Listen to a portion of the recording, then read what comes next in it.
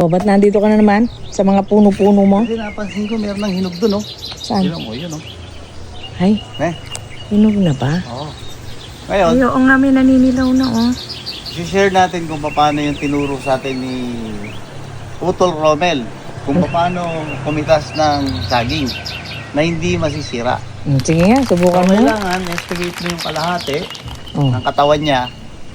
So, mga 60 to 70% ng height niya. Puputulin mo para pag bumaba yan, nandito lang yan, abot kamay. Tingnan nga Hindi natin. siya babagsak ng Oh, ano. talaga lang.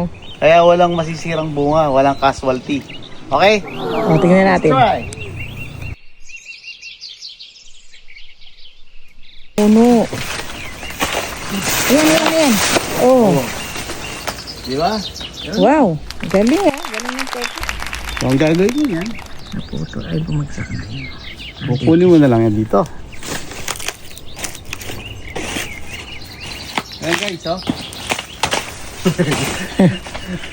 Oh, Ito na, mga kalibutero.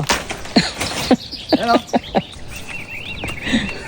Nakasabit na siya, oh. Hindi yung puro libot lang alam natin. Ito. Kailangan marunong ka ding mag-harvest. Oh, ayan, oh. Oh, tingnan nyo, ha. May hinog na, asan? Patingin nga hinog. Harap mo. Oh. Oh, ayan, mga kalibutero na hinog nang dahil sa kababay, hindi niya napansin. Libot pa.